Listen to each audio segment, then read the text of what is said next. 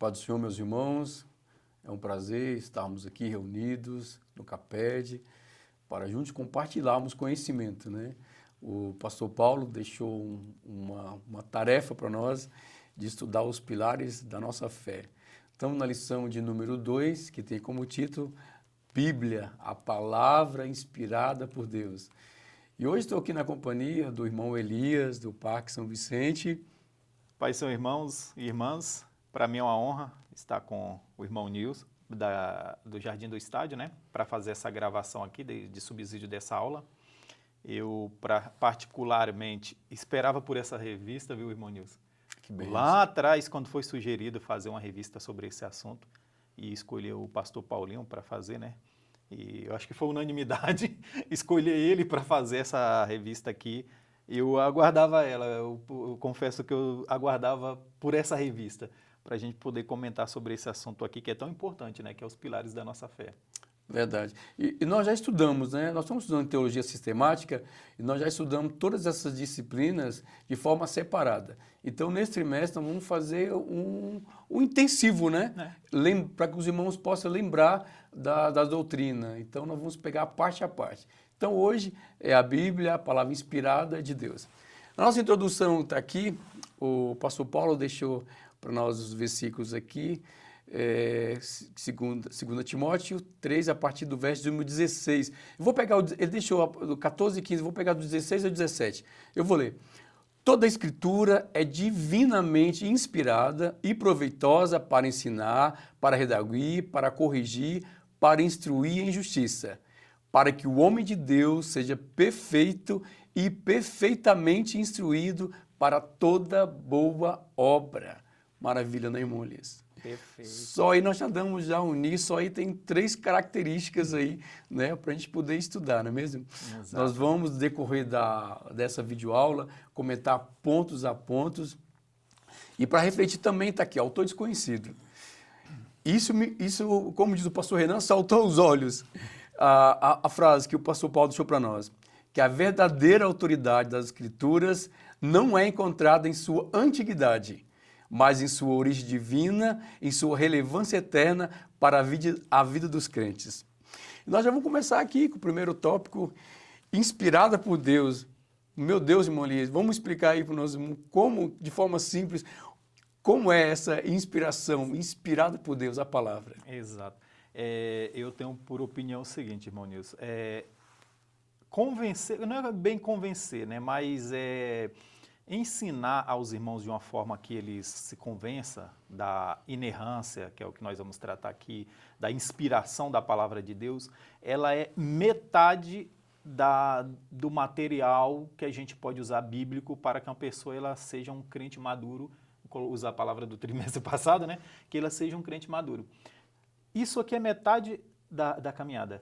Se nós não conseguirmos passar o tempo e o irmão que nós estamos ensinando na escola bíblica dominical, o tempo está passando, e ele não conseguiu ter uma certeza, uma fé absoluta, uma plena convicção disso que nós vamos falar aqui hoje, se ele ainda não conseguiu, nós não conseguimos sair do lugar. Isso aqui é metade vamos dizer assim, da transformação que o Espírito Santo faz na vida de um crente.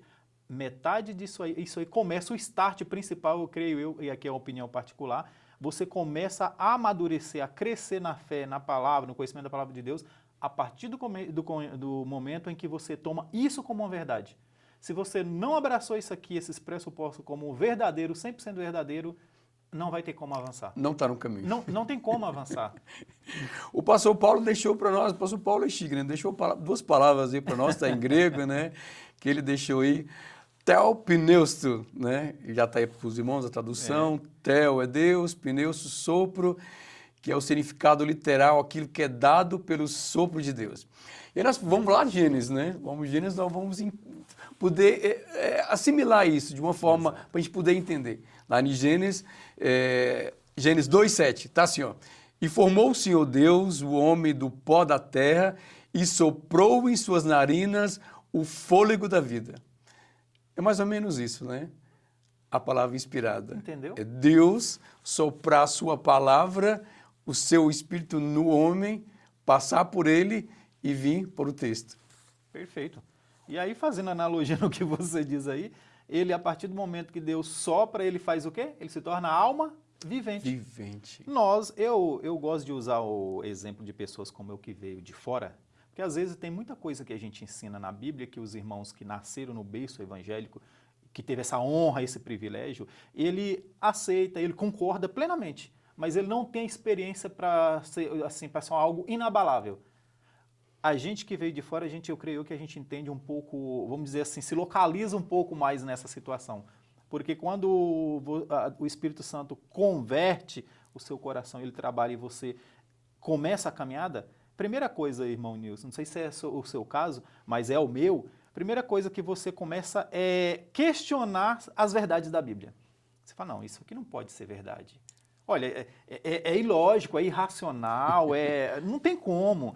Então, assim, isso até você chegar e falar bem assim, olha, eu hoje acredito que cada vírgula que está na Bíblia foi inspirada por Deus e ela está ali porque Deus quis e eu não abro mão de uma vírgula da Bíblia. Até você chegar nesse ponto, leva tempo. Primeira coisa, leva tempo. E segundo, não é obra do intelecto da gente, mas é um mover, um agir do Espírito Santo em nós. Quem convence o homem do pecado é quem? O Espírito Santo. Quem renova, não é? Então, isso é uma ação do Espírito Santo. E nós precisamos dessa ação do Espírito Santo. Só que uma das coisas que eu observo, pelo menos usando o meu caso, né, meu estudo de caso pessoal como paralelo aqui, primeiro ele leva um tempo, né? E o segundo ponto é, sem a exposição constante, ou seja, o estudo constante, acompanhar os ensinos da palavra de Deus, simplesmente sentando num culto, num dia único da semana, naquela janelinha ali fechada e depois ir para casa, irmão, eu acho isso aí meio difícil de acontecer. Não é suficiente, né? Eu creio que não, irmão Nilson. Eu creio que não. Então, primeira coisa, nós vamos já desvendar isso aqui. Deus soprou sua palavra no homem, passou por ele e foi para o texto. Para a gente poder, uma forma simples. Primeira coisa, a Escritura não é um ditado de Deus. Né? E isso a gente precisa deixar bem claro, porque as pessoas acham que Deus soprou a palavra, parece coisa de outra crença, né? Parece que Deus toma um homem ali, ele está sem noção nenhuma e vai ele escrever. Não é assim. Nós vamos explicar aqui detalhes. Então, assim, ó, a Escritura não é um ditado de Deus. Jesus é a palavra de Deus totalmente humano e totalmente divino. Só para a gente poder isso. Então, é Deus soprando a sua palavra, seu Espírito em nós, humano, né? Então, a palavra de Deus ela vai ter a parte humana e ela vai ter também, que é 100% Deus, a parte divina. Então, só para a gente poder, né, começar isso aí. Exatamente. Certo, irmão Liso? Certo. Então, vamos dar a sequência aí. Deus soprou sua palavra no homem, mas não anulou suas capacidades artísticas, técnicas, literárias desses autores. Exato. Nós podemos ver esses exemplos aí. Sim, sim. E é bom que os irmãos entendam, e é bom reforçar na escola, que inclusive a nossa declaração de fé fala isso aí. Maravilha. Isso aqui não é palavra do irmão Nilson. O irmão Nilson sabe disso porque estudou. Sim. E a nossa... o nosso credo, né, que é a nossa confissão de fé, né, a gente fala confissão de fé, mas das assembleias, a declaração de fé das assembleias, o nosso credo, ele diz isso aí. Está lá na página 25, a página 25. Por exemplo, ele vai falar sobre isso aí, que Deus usou de característica da própria pessoa, intrínseca da própria pessoa, talentos da própria pessoa, para que ele pudesse fazer isso aí. E quando a gente vai olhar para isso aí, por exemplo, irmão Nilson, você vai ver que, por exemplo, Deus usou Josué, um general, Amós, um boiadeiro. Eu ia falar sobre isso. isso. E, aliás, Amós, por ser um boiadeiro, geralmente a gente pensa num cara, vamos usar a palavra, não sei se tem outra, mas para ser bem específico, mais rude, algum rude, uma palavra mais bonita, boa. Alguém mais rude, né? Mas Amós tem figuras de linguagem, quando você vai estudar literatura, literatura cristã, Amós tem figura de linguagem como a metonímia, a metáfora. E aí, como que esse cara fazendeiro que tratava com... Tá entendendo? Então, assim, usou Amós, um boiadeiro, usou Davi, um profeta, um rei, né? E profetizou também, então pode colocar ele como profeta. Usou Davi, usou Moisés, um cara da corte, intelectualizado da corte. E você vai pegar um paralelo entre Amós e Moisés. colocando no nosso contexto, é muito grande. É como você usar um cara que está na mais alta corte da sociedade e o cidadão que está lá embaixo, vamos dizer assim, como dizem nas fazendas, né? Tocando gado. Na verdade, Deus usou os assim, dois. que não é nem mais pobre, nem mais rico, são Não, características característica. de cada um. Que nós estamos falando Exato. de gêneros literários, nós vamos ver que vai ter tudo. Sim. Né? Nós vamos ter gêneros poesia, provérbios, histórico. Então, sim, cada um com a sua característica. Exato. Nós vamos ver, por exemplo, Isaías. Isaías. E Isaías era um gênio da poesia hebraica. Ele escrevia profecia em forma de poesia. Então, sim, você citou agora Amós, um boiadeiro que tem, talvez não tenha a característica literária de Isaías, mas nem por isso é tão palavra de Deus quanto, mas no seu particular. É diferente, não é mesmo? Exato. E aí nós vamos seguindo. Então, assim, nós vamos ver que tem muitas características do homem que foi passado para o texto. E aí agora nós já vamos pular lá para o Novo Testamento. Pensa um exemplo que a gente pode ter dos evangelhos sinóticos. Exato. Eles vão narrar os mesmos fatos, mas de forma diferente. Eles não são iguais. E não se contradizem. E não se contradizem. Exato. Isso é extraordinário, né? Eu acho que é a coisa mais fantástica. Aliás, isso é o que valida, inclusive, as críticas, né? Quando as críticas levantam contra a validade desses livros, uma das principais defesas que os teólogos usam é justamente essa característica. Pessoas falando da mesma coisa com pontos de vista diferentes e que não se contradizer. Falou, como que isso pode acontecer?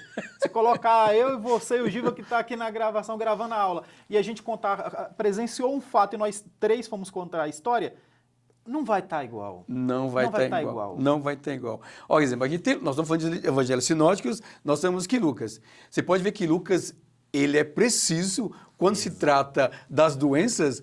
Ele é médico, por isso que ele dá detalhes, né? Diferente ali de Mateus, que era cobrador de impostos. Ele não tem esse conhecimento da medicina para poder descrever isso nos seus textos. Também agora já entra Paulo. Paulo tem uma narrativa mais retórica. Paulo ele faz pergunta para o texto, ele mesmo já responde. Ele mesmo responde. É uma mente brilhante, ele é argumentativo. É um gênio. É mais culto. Paulo era gênio. E aí a gente vai já para outra ponta, a gente pega Pedro. Um pescador. E aí? As cartas de Pedro são diferentes da de Paulo, mas nem por isso deixa de ser menos palavra de Deus do que de Paulo. E eu acho interessante, você tocou nesse ponto aí que eu acho que é o mais interessante. Pedro, ele, numa espécie de desabafo ali, ele vai falar que o irmão Paulo fala coisas que é de difícil compreensão, né? Ele fala, olha, irmãos, ele é mais culto, né? Eu entendo a dificuldade de vocês entender Paulo, porque eu vou falar a verdade, eu também tenho dificuldades de entender Paulo. Aí você vai ler Pedro e você fala, poxa, que legal, né? Vai pegar um negócio macio para estudar. Aí você vai estudar as cartas de Pedro, Pedro fala de umas coisas que você fala, da onde Pedro tirou isso? Por exemplo, quando Pedro vai falar de pregar espírito em prisão, Noé, pregador da justiça, umas ideias tão, vamos dizer assim, de intelecto tão avançado. Tão profundo, né? Não é algo natural de um simples pescador. Não. E aí você fala do que Pedro está falando. Se ele também não é tão simples de entender ele. Então você vê o agir do Espírito Santo na vida dessas pessoas, como que foi. E aí nós vamos Hebreus, né? Hebreus, literalmente, é um sermão pregado. Com um ponto específico, argumentação, aplicação, pregado na igreja primitiva. Então, sim, Deus preservou a individualidade de cada um dos autores. Então, cada um tem sua individualidade. Sim. E Deus não anulou nenhuma delas. Então, isso é importante para os professores, para os alunos que estão assistindo, entender isso. Deus soprou a palavra dele sobre o homem, mas ele não anulou nenhuma das características, habilidades de cada um deles. Exatamente. Ao contrário, foi reforçada. Ao contrário, reforça que a inspiração é verdadeira. Aliás, o próprio Jesus ele vai para esse mesmo caminho, né? Quando ele vai citar outras fontes. Quando a gente vai pegar o Novo Testamento citando o Antigo Testamento, praticamente mais de um terço do Antigo Testamento é citado no Novo.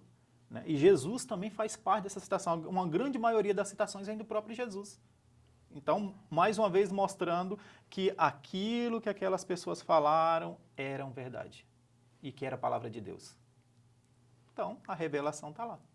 E é verdade que eu acho interessante, porque assim, ó, a Escritura ela tem um objetivo específico, principal. A Bíblia ela vai falar de vários assuntos para nós. Só que o objetivo principal dela, como os teólogos falam, que é de forma exaustiva, o objetivo principal é falar sobre a salvação. O reino de Deus, a O salvação. reino, né? O Exatamente. homem, a salvação para o homem. Exato. Ela vai falar sobre química, ela vai falar sobre física, ela vai falar sobre tudo. E tudo que ela fala é verdadeira. Só que ela não é exaustiva, ela não tem esse objetivo de falar sobre esses temas. Exato. O objetivo principal dela é dar entendimento para o homem exaustivamente sobre a salvação. Concorda Gênesis, com isso? Apocalipse. De Gênesis, De Apocalipse. Gênesis, Apocalipse. Essa é a tônica.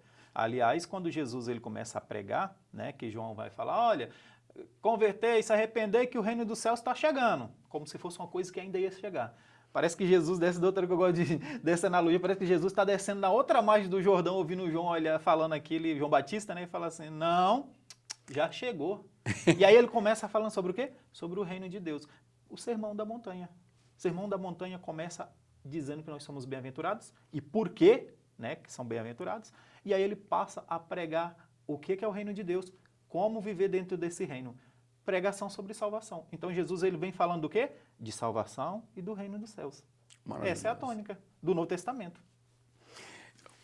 Um exemplo para a gente poder entender, eu achei interessante, um teólogo do século XVII, eu não vou citar o nome dele para evitar conflitos. Eu achei interessante o exemplo que ele deu. Ele deu um exemplo, ele fala o seguinte, que na idade antiga, no século XVI, XVII, não havia ainda a eletricidade, né? Então, o que acontecia? As grandes catedrais, ela tinha grandes vidraças, né? Janelas grandes, né? E o que eles faziam? Eles pintavam de forma colorida cada uma dessas janelas, e o que acontecia? Quando o sol refletia sobre ela, passava por essa vidraça colorida e refletia todo o ambiente, e havia essa harmonia. Ele fala para a gente poder ter um entendimento, ele fala justamente isso, que quando você olha para essa luz refletida dentro da catedral, você olha, peraí, mas não é o vidro que está refletindo, não é dele. Não. A luz, ela vem do sol, passa pelo vidro com as suas cores e reflete essas cores. É exatamente isso que ele dá esse entendimento para nós. Legal. É Deus que soprou a sua palavra em nós, passou por nós, pegou as características, todas essas cores, todos esses contornos, que nós estamos falando aqui das habilidades literárias, artísticas, conhecimentos, e vai para o texto. Só que a gente olha assim, mas a fonte principal é o vidro? Não. É o homem? É Deus. É Deus. Então Exatamente. A fonte principal é o sol. Não é isso? Eu achei interessante o exemplo que ele deu. É perfeito o exemplo. Porque às vezes as pessoas acham que para ser inspiração, é igual o irmão começou, né, falando, parece que Deus, profeta Amós, vamos colocar aí, tá lá no meio do pasto, olhando suas vacas, né, de Baçã, né, suas vacas gordas, e aí Deus dá a visão, ele, não, calma aí, Senhor, deixa eu procurar alguma coisa para me escrever aqui esse negócio aí que o Senhor vai falando. Deu. O momento de registrar essa inspiração, esse fato ocorrido, essa visão, essa profecia, não é no mesmo momento. Não, Deus está falando e ele está ali, ó, anotando. Não é um ditado, né? Não é um ditado, não é mecânico. Não é mecânico. Não é algo mecânico, algo robótico. Está falando e ele faz a minha mão. É uma das coisas que eu gosto de falar sempre, irmão Nilson, que hoje em dia a coisa está tão descambada para o erro, de você ver gente... na televisão é complicado também, né? Você vê gente falar que ele já não controla mais a boca, igual eu vi um grande desses fundadores de grandes igrejas, né? Ele falar que ele não controlava mais a boca dele. A boca dele, quem controlava era o Espírito Santo, que ele já perdeu o controle há muito tempo sobre a boca dele. Eu falei, olha que saída fácil. Assim, você não é responsável por mais nada que você diz. E quem é que vai duvidar de você? Quem vai ousar se duvidar de você? Se é o próprio Deus que está controlando sua boca. Isso é perigoso. Então, não é isso aí, né? Quando a gente fala da inspiração que Deus inspirou esses homens. A palavra foi inspirada ali, a revelação, e com base nas características de como... Agora, eu preciso pegar esse material que Deus falou, eu preciso transferir para algum lugar.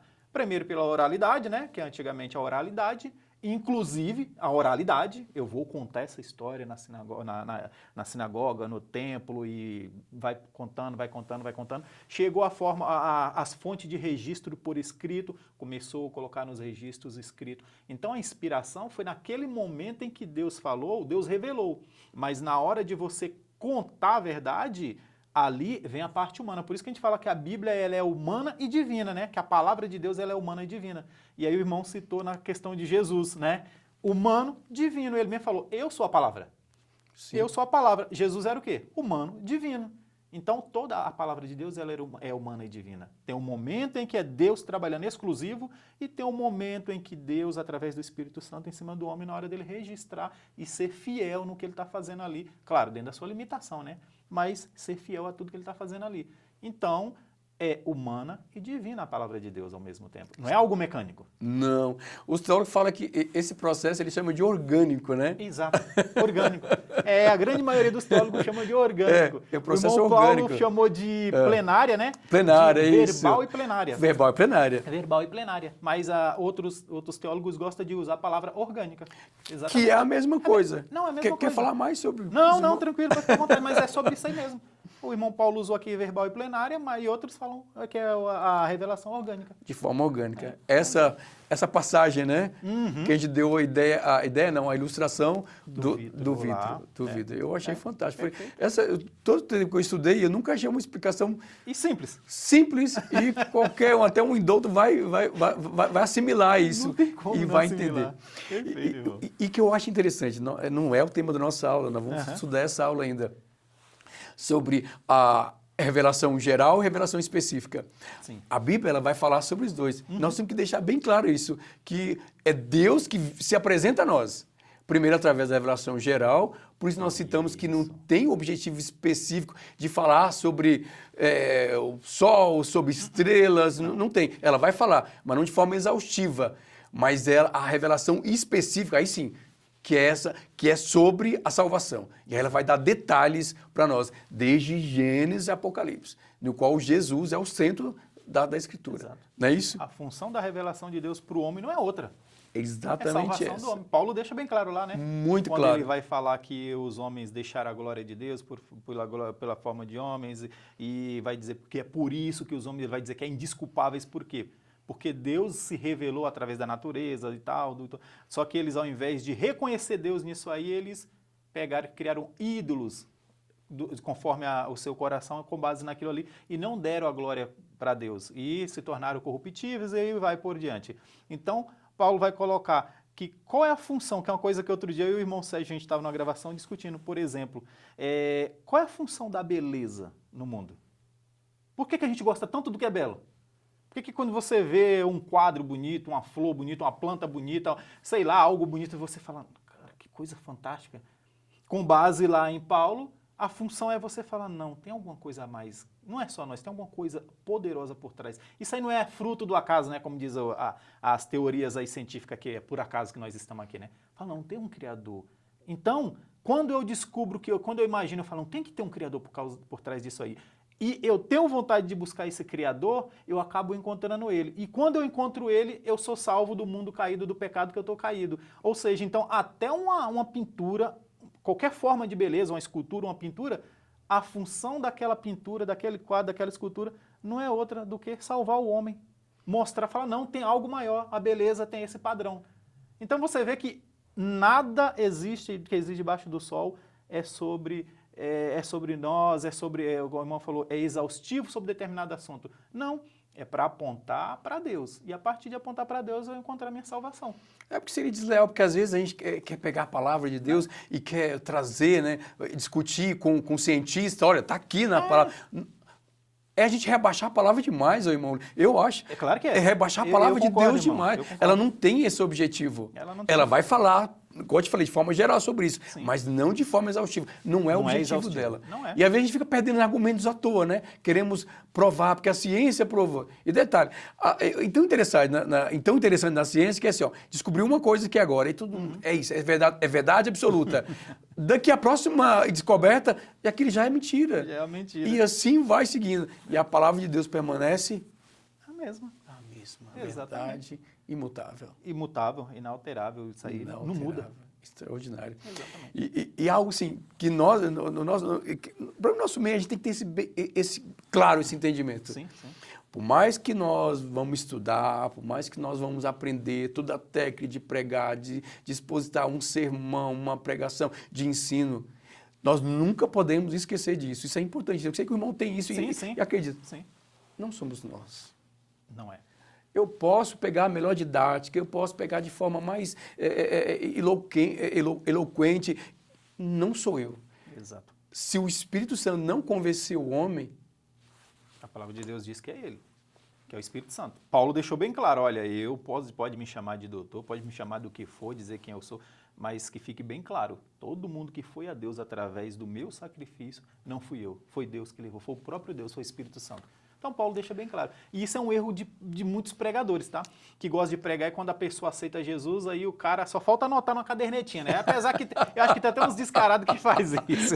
Mas, enfim, nossa, eu preguei em tal local, nossa, teve X quantidade de gente que aceitou Jesus, conseguimos ganhar X alma. Não fala assim, X quantidade de pessoas aceitou Jesus, não. Conseguimos ganhar X quantidade de alma. Nossa, já ganhei muitas almas naquele lugar. Meu irmão, você nunca ganhou nada. Eu tenho medo eu tenho medo desse povo, Moli. Entendeu? Fala, aí não olha o histórico, aí ele tem mãe, tem pai, tem amigo, tem pastor, tem vizinho, tem todo mundo orando, falando a palavra para aquela alma e orando e tudo mais. Aí chega o irmão Elias, vai lá, faz uma pregaçãozinha de uma janelinha de 30, 40 minutos, que é o que dura um culto, né, de pregação, 40 minutos. Aí a pessoa levanta a mão e fala, olha, pode colocar isso na minha conta, que esse daí é meu, eu consegui. Essa alma eu vou levar até Jesus, que foi eu que consegui. Aí fala, e o restante, o irmão Nilson? E o restante? Ninguém não, né? Só foi meu. O mérito Você é vê só onde seu, chega. Né?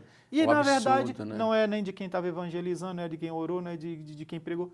É o Espírito Santo que te levou até aquilo ali. Quem levou foi o próprio Deus. Jesus diz, eu sou o bom pastor e as minhas ovelhas ouvem os meus nomes. Ouve a voz do pastor. As ovelhas ouvem a voz do seu pastor.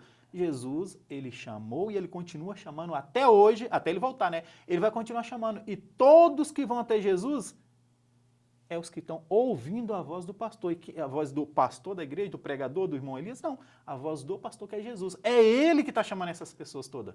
E que nós fazemos parte. Mas a gente que quer se apropriar, né?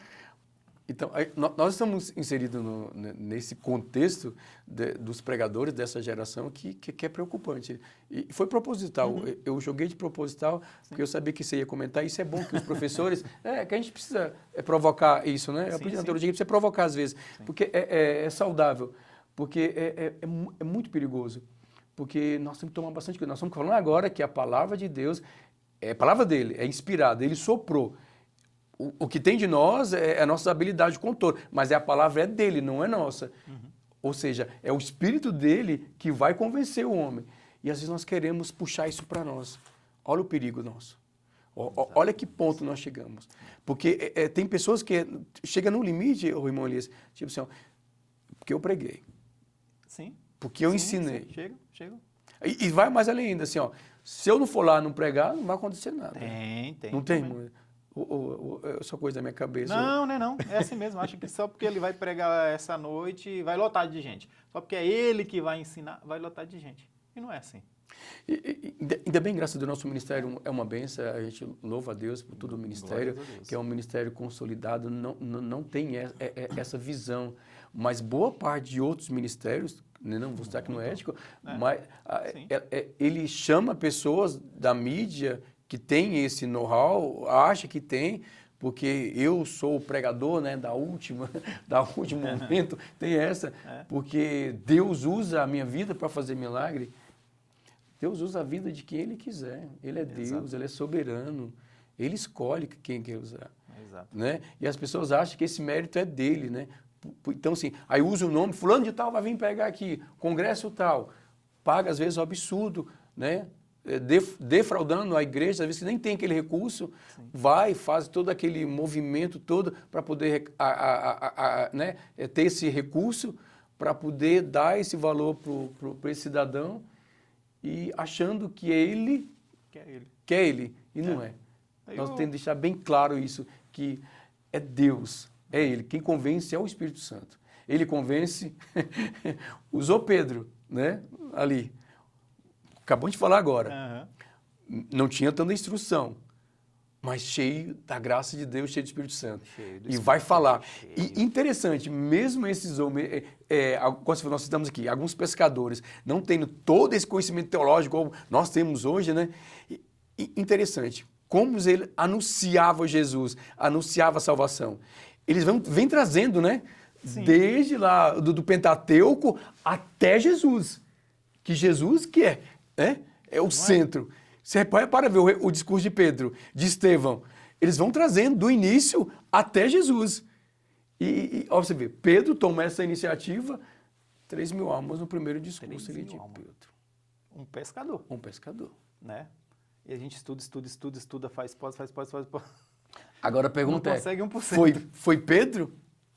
Foi a habilidade de Pedro extraordinária de falar em público, de ensinar? Entendeu? Exatamente, irmão. Não foi. Portanto, é o Espírito Santo. Essa é a inspiração.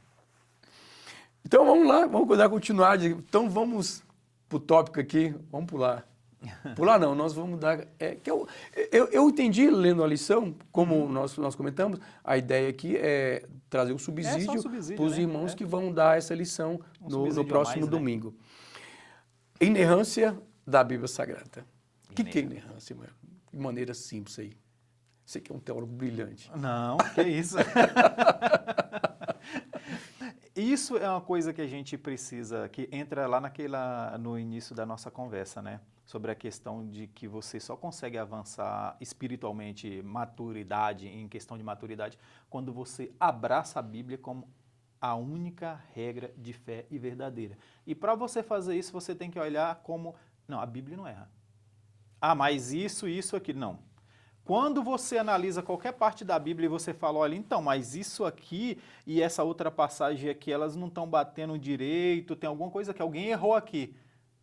Não, você precisa fazer uma análise melhor, porque a Bíblia ela não erra. Eu defendo sempre isso. A Bíblia não erra. E a própria palavra dela, é ela mesmo que garante que ela não erra. Né? A Bíblia ela é inerrante. É inerrante. Não tem como ter erro na Bíblia. E isso é uma das coisas que vamos dizer, as doutrinas, igual o irmão Paulo aqui, né? O pastor Paulo, ele explora a questão dos liberais, da teologia liberal. Eles pegam muito isso aí, da questão da inerrância da Bíblia, que ela não é infalível. Principalmente, ela inspirou no momento da revelação, mas na hora do cara colocar no papel não era inspiração, porque ali tem uns vícios, tem o homem, tem não sei o que, toda aquela coisa. Ela não é inerrante, porque o homem não é, o homem erra. Então, o homem não é inerrante, são pessoas falhas. Então, em algum momento ele registrou alguma coisa, ele deixou de registrar, não foi incompleto. Então, você vê que a teologia liberal, ela usa muito esses dois focos, ela explora muito, principalmente a questão da inerrância. Você fala, não, ela é inerrante. Fala, não pode, porque a partir do momento que você tem um ser humano no meio, aí já muda tudo. Nós, a própria confissão de fé nossa aqui, né, nosso credo, vai falar o contrário. Está lá no nosso credo. Eu acho interessante, você deu um exemplo, e eu vou até puxar esse exemplo. Se nós pegarmos 40 pessoas, que é mais ou menos isso, foi 40 autores da Bíblia, num período aí que está logo no início da nossa lição, aí, né? Nós pulamos aqui já, num período de quase 1.600 anos, começando ali desde Moisés até João lá em Apocalipse. Né? Olha a distância diferente. E nós pegamos 40 pessoas, e nós da mesma idade, do mesmo local, da mesma época, e damos um tema. Cada um de vocês vão escrever sobre Deus e o homem. O número 1 vai escrever, capítulo 1, capítulo 2, capítulo 3, e depois de um tempo a gente vai juntar tudo isso e vamos fazer esse compilado e vamos ver o que sai. Rapaz, vai sair uma salada isso aí, porque um vai contradizer o outro, um vai ter ponto diferente. Então, sim, como explicar? Foi o que você trouxe agora. 1.600 anos, épocas diferentes, tempos diferentes, linguagem diferente, tecnologia diferente. Para gravar essa informação. De Moisés até João. Não há contradição. Um texto está ligado com o outro. Exatamente. Não tem como ser a palavra de Deus. Essa é a prova viva que é a palavra de Deus, que não há erro. Ela é inerrante por causa disso. Exatamente. E o nosso credo utiliza, inclusive, João 10:35, né? Que está lá na página 25, João 10:35. Fale. Para provar que a palavra de Deus ela é inerrante, né? João 10:35. João 10, deixa eu ver se é isso mesmo, para não errar. Na nossa confissão de fé está João 10:35. Na página 25 da nossa confissão de fé. E quando nós vamos para o livro de João, tá? O Evangelho de João, no capítulo 20, o versículo 30 diz o seguinte: Jesus realizou na presença dos seus discípulos muitos outros sinais miraculosos que não estão registrados nesse livro. É o que, por exemplo, que o irmão falou. Nem tudo está registrado. Não. João falou, olha, nem tudo está registrado. E ele fala assim, mas estes foram escritos para que vocês creiam, estes os que estão escritos. Ele fala, mas os que estão escritos foram escritos para que vocês creiam que Jesus é o Cristo, o Filho de Deus, e crendo tem a vida em seu nome. Inclusive, João vai falar que tem coisas que não está na Bíblia, que Jesus fez coisas que não está na Bíblia. E aí a gente vai pegar, por exemplo, alguns livros históricos, né, principalmente nessa área aí como se fala, que não é canônico, né? Apócrifos. Apócrifos. São vários e vários, né? E que a tradição, o Talmud, né? Verdade, não esqueça. Claro que eles acabaram também com isso aí, eles acabaram distorcendo um pouquinho. É fato, né? No judaísmo eles acabaram ali, né? Por causa dessa tradição aí do rabino, a palavra do rabino. Então, mas você vê que o Talmud, o pessoal os judeus, até hoje, o judeu de hoje, a boa parte desses livros apócrifos eles ainda têm como verdadeiros. Eles utilizam. Tem tanto valor quanto o livro de Isaías? Eles falam, não, claro que não. Mas é histórico, entendeu? Então, assim, João vai falar, tem coisas que Jesus fez também que não está registrado, tá? Mas o que foi registrado é suficiente. Mais uma vez, nós vamos voltar. Para que a Bíblia existe? Para a nossa salvação. Ele fala, mas o que nós precisamos para a salvação está aqui. Ela é suficiente. Ela é suficiente. Para a salvação. Que é o que o irmão Paulo vai colocar na lição, né? Ela é suficiente, ela é a única regra de fé nossa, a Bíblia é a única regra de fé, e ela é suficiente para a nossa salvação. Achei interessante você falar sobre os teólogos liberais, né? Porque, mesmo no século XIX que vai estourar isso aí, principalmente na Alemanha, sim, né? E nós vamos aprender que é a época do iluminismo, né? Qual que é a ideia? O homem com a razão, né? E que eles falam, então, peraí, a Bíblia não vamos tirar o sobrenatural da Bíblia, segundo a ideia deles. Vamos deixar apenas que a Bíblia fosse como fala, um livro de fé, não, de moral, de bons costumes e de boas obras. Exato. Né? Exato. Se fosse assim, a Bíblia seria, né? Não precisaria de grande coisa, não. E eles achavam que isso, né? O homem tem razão. Olha o que aconteceu. Eclodiu 2 guerras mundiais e até hoje nós estamos vivendo agora, atualmente, contemporâneo. Olha como, se fosse depender disso. Exatamente.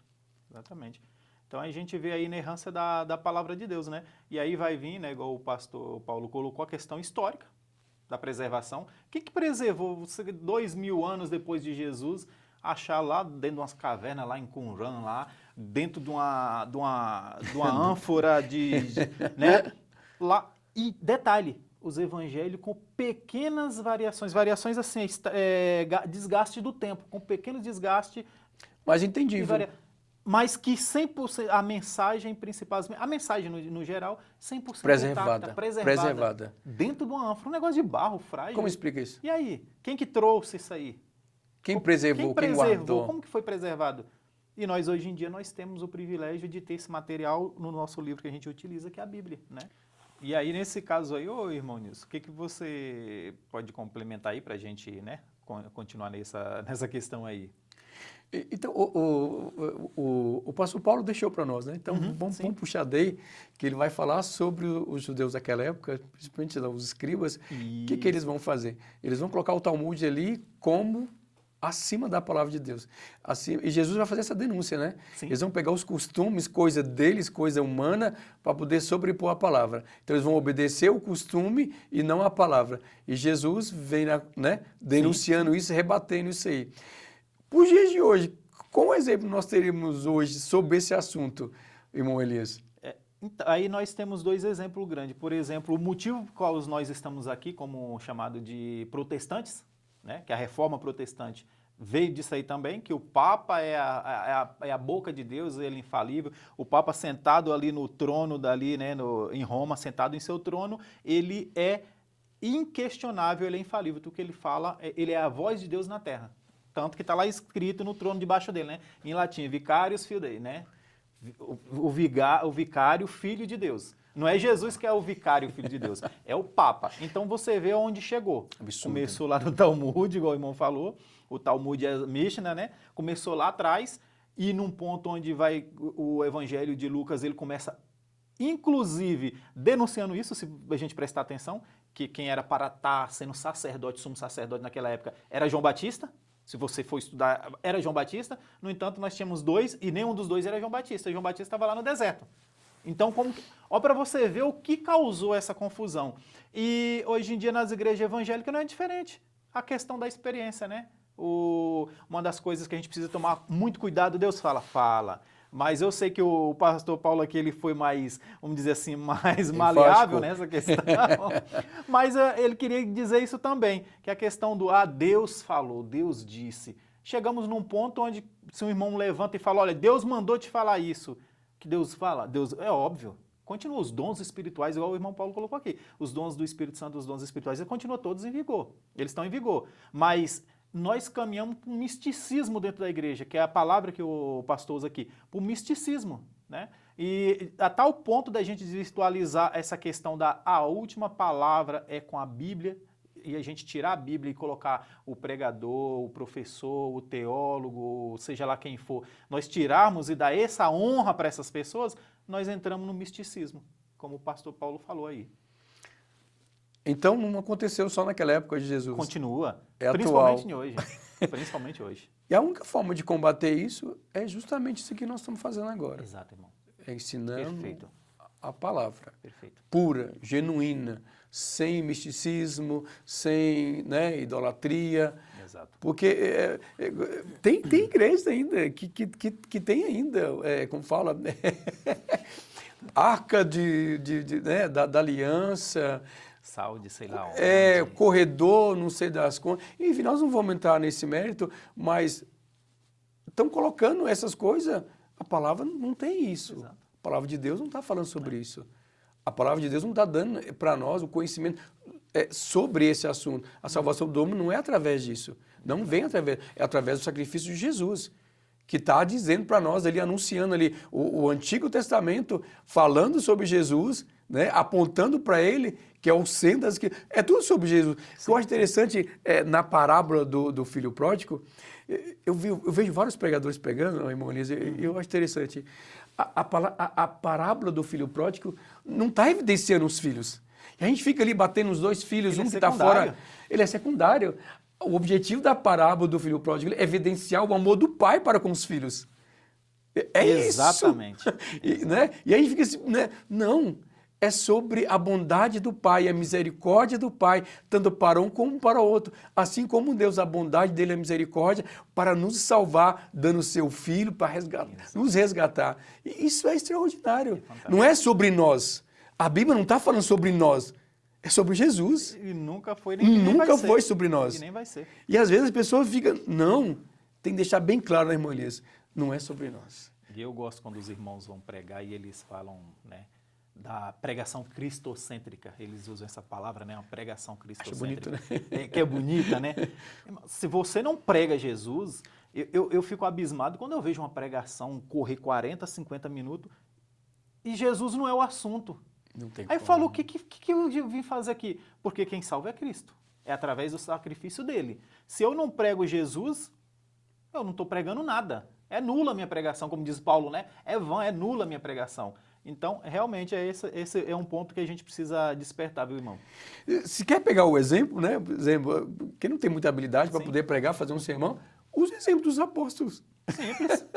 Você pode até começar do Pentateuco, mas tem que trazer para Jesus. Finaliza em Jesus. Finaliza em Jesus. Como diz Paulo, né? Cristo em tudo e em todos. Em todos. Pronto. Maravilha. Então nós vamos caminhar aqui para a conclusão. Eu não vou acrescentar nada da lição aqui. A conclusão que o pastor Paulo deixou para nós, ela é suficiente, né? E ele vai sintetizar tudo que nós já comentamos aqui. Exato, irmão. Ele vai dizer assim, ó, fosse a Bíblia um simples livro idealizado, escrito por iniciativa meramente humana, certamente já teria caído no descrédito e estaria esquecido. Muitos livros já não vieram best-seller, todo mundo fala, uai, né?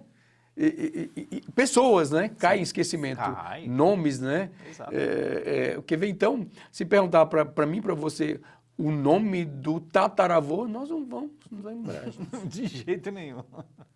Exato. Mas nós vamos lembrar da palavra, nós vamos lembrar Essa fica. desde Moisés. Fica. Não esquecer o nome de Moisés, que a palavra está ali, até João. Exato. Então, isso é interessante. E assim, por se tratar de uma escritura totalmente confiável, perene, inerrante, nós já aprendemos Sim. sobre inerrante, inspirada por Deus, ela permanece não só atual, como atuante e eficaz no cumprimento dos propósitos para os quais foi enviada. Nós já falamos qual foi o propósito Amém. dela. Perfeito. Não é isso? Perfeito. É de falar de forma inesgotável sobre a salvação do homem. Exatamente. Dar entendimento para o homem. Porque assim, nós falamos sobre os gêneros literários, nós começamos... você imagina, o homem, hoje, no século XXI, nós temos todo esse conhecimento, mas naquela época o homem não tinha tudo isso. Por isso que o Pentateuco tem essa forma literária, para poder falar sobre o Antigo Testamento, vai falar dessa forma. É para isso, porque o homem daquela época tem esse entendimento. Né? Que a gente quer fazer essa... Não tem como. Não tem como. E aí ele termina dizendo que ela permanece não só atual, mas como atuante e eficaz no cumprimento do propósito quase foi enviada. E por ela que Deus está sendo conhecido e crido em todos os quadrantes da terra, e a igreja do Senhor cresce e se mantém inabalável através dos tempos. Perfeito. Pastor Paulo resumiu perfeitamente isso aqui. Ó. Tudo que nós falamos Tudo que aqui, nós né? falamos, que ele escreveu anteriormente, está resumido aí. Acrescentar mais alguma coisa, irmão Nada. Elias? Então, nós só temos que agradecer. Obrigado, irmão Elias. Eu que agradeço, irmão Que Elias. compartilhou comigo aqui. Amém. Eu vim aqui para aprender. Bênção. Eu também. Então, todo mundo que eu venho aqui, Amém, irmão. compartilhar a aula, eu venho aprender. Igualmente, Obrigado, Deus igualmente. abençoe a tua vida. Amém. Continue abençoando o seu ministério. Então, nós vamos orar. Você pode levar o senhor à oração. Amém. Oramos, Pai Santo Eterno Deus, obrigado, Senhor, por esta palavra do Senhor, por essa oportunidade que nós estamos diante da sua mensagem. Pedimos ao Senhor que o mesmo Espírito que nos guiou, que guie também os corações de cada um que irá se debruçar nesses ensinos, que o Senhor nos dê um trimestre abençoado, Senhor, e que saiamos com a convicção, aqueles que ainda não têm, saia com a sua convicção da palavra do Senhor, que é inerrante e é infalível, e que é inspiração do Espírito Santo, e nós que já cremos também, Senhor, que saiamos fortalecidos nesse trimestre que o Senhor tem para nós. E assim nós oramos e pedimos no nome do seu Filho amado, nosso Senhor e Salvador Jesus Cristo. Amém. Amém.